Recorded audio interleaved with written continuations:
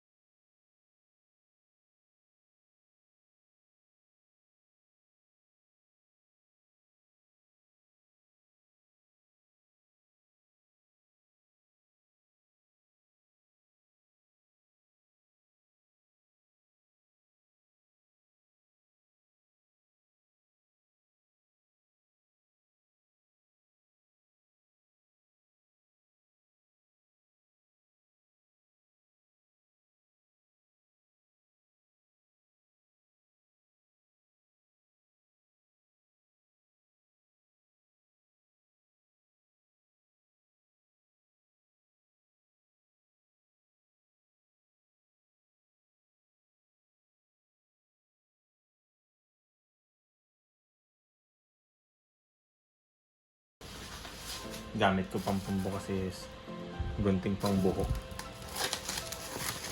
Okay.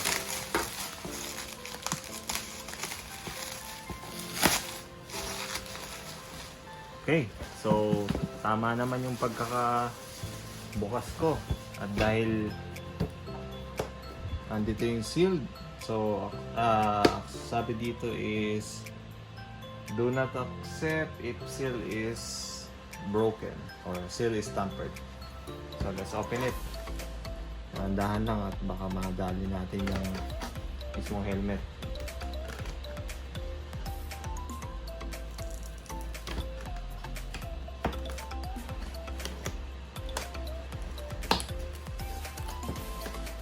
So again, ang price ito sa market is nasa 10.5. Okay? So malayo pa rin dun sa 8GB na K3SB ko na nasa as of now nasa 16,000 na yun. Pero 5 years ago, nabili ko yun 12,000, naka-sale na yun. So okay, so first open natin sa box is yung spoiler. May free na spoiler, clear. Okay? So ito yung spoiler nya, clear. meron siyang 3M na double-sided para i-attach lang natin doon. And then ito yung parang pinaka, ewan ko, i-shoot natin yun doon sa mismong helmet. So ito yung spoiler. And then, ayan, naka-bubble wrap naman. Ito yung free na visor. So it's clear. Mabuti naman kasi minsan pag gabi, kunyari, long ride, ang hirap mag-ride kung ang visor mo is tinted. So ito may kasamang free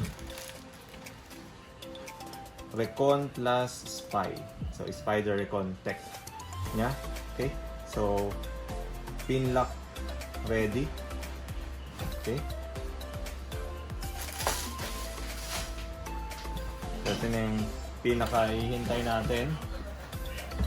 What are you opening? Oh, that's my son. What are you opening, Daddy? I'm just opening the helmet. Okay, so next is yung lagayan ng helmet. So medyo classy or what? Or maybe ito yung style nila compare sa AGB na plain lang. Pwede na. Ooh. See?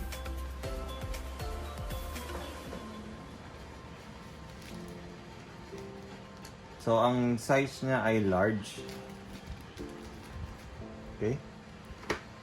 Then dual visor.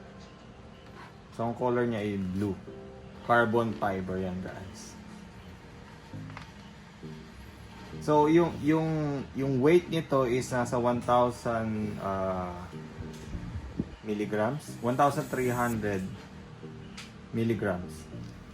So mas magaan siya ng around 200 plus milligrams compared to AGB. Doon sa aking previous AGB, ramdam na ramdam ko yung gaan talaga. So again, ito yung palagay is carbon fiber. So carbon Lodi. So yung visor niya is parang silver yung color. Okay? So tanggalin natin tong nasa loob.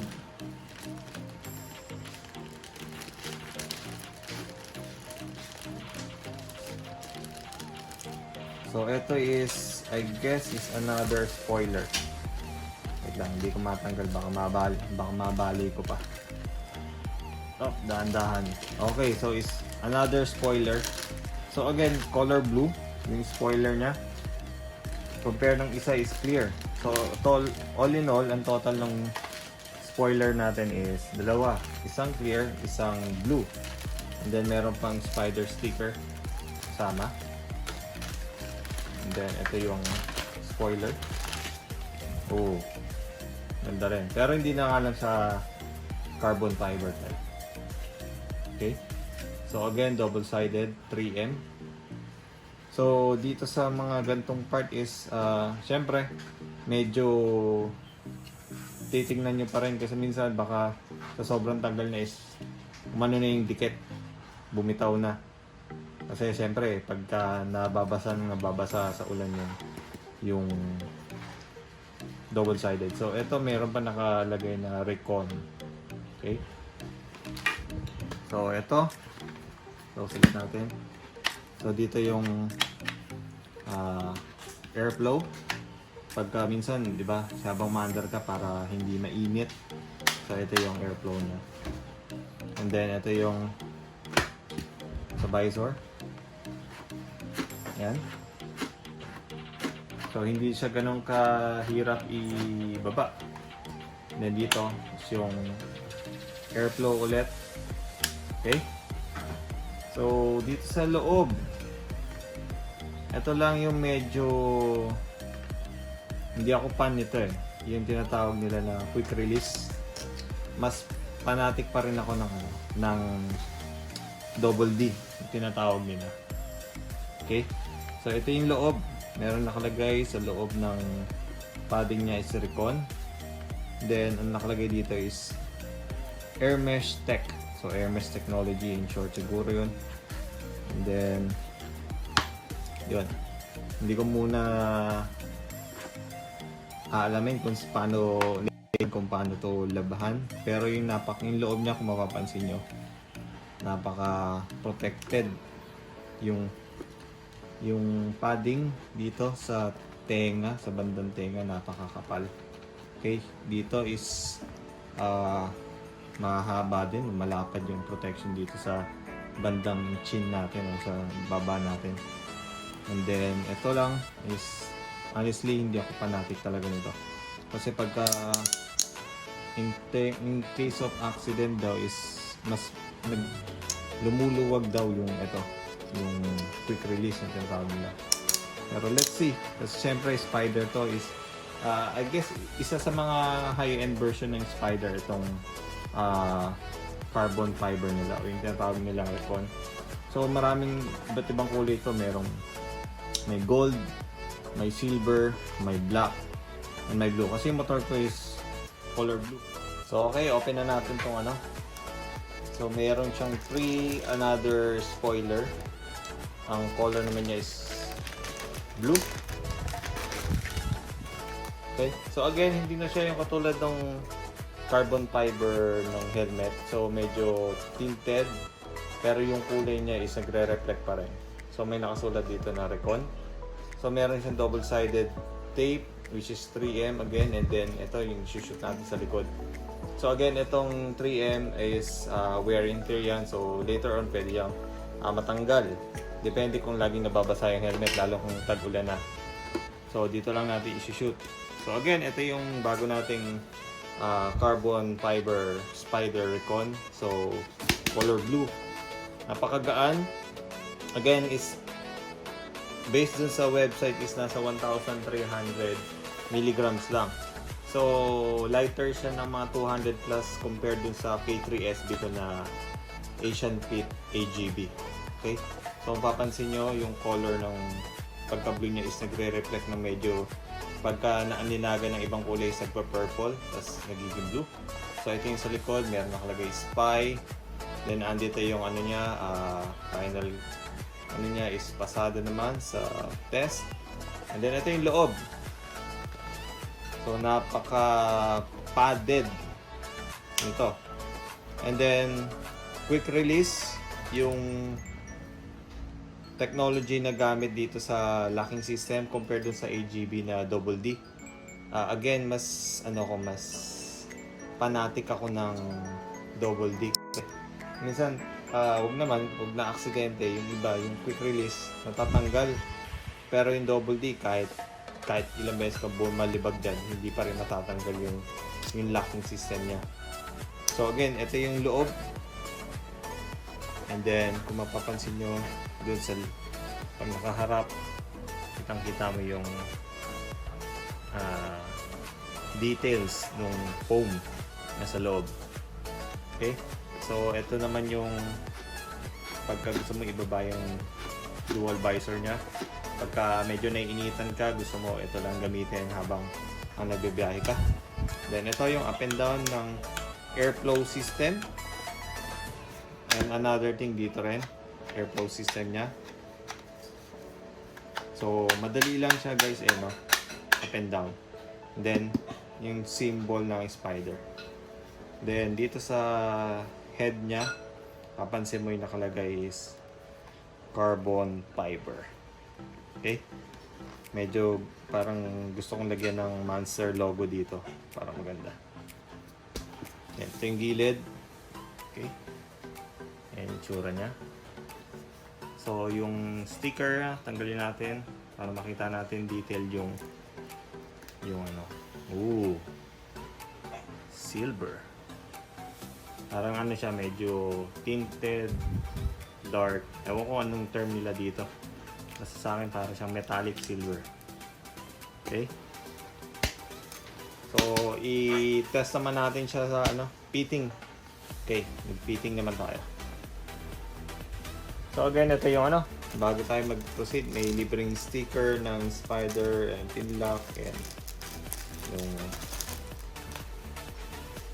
again, ito ulit, yung libre na isang extra visor na large.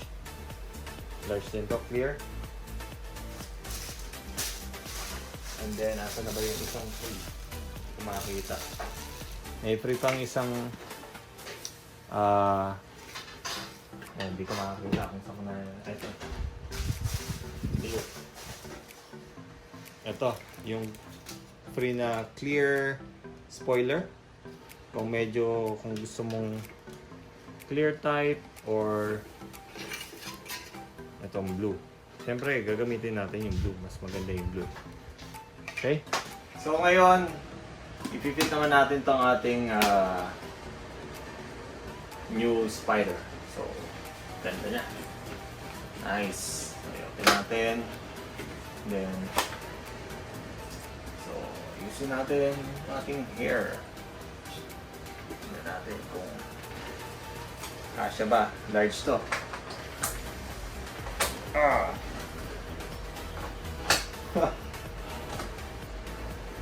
Medyo masikip pa. Wala ko sikip na naman. Pero okay lang. Safe na safe. Sabi ng kapatid ko, parang masikip daw. Ooh. Ayan yung gilid.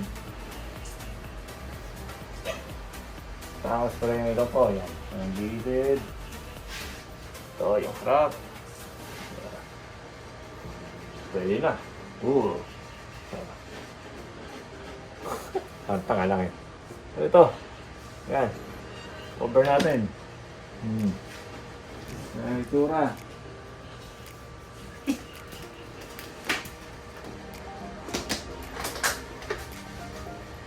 Napakagaan. Pero, masigip pa. Earphone mo na. So, nag-earphone pa naman ako and hopefully hindi siya magkasya yung earphone ko.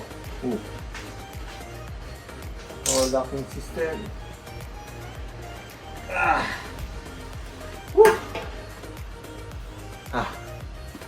Ito. Aking new spider helmet.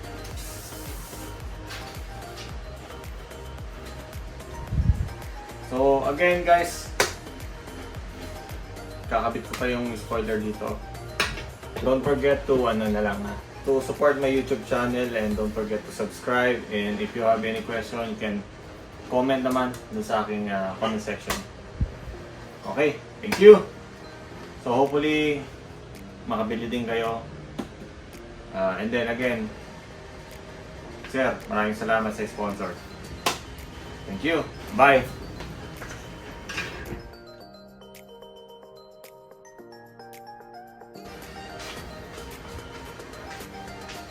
Guys, subukan natin ilagay itong double-sided itong tawag daw, spoiler. Hindi ko alam kung tama itong ginagawa ko, pero I guess push lang to.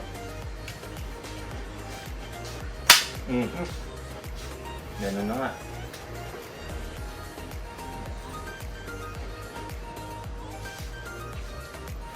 Nilagay ko na yung spoiler.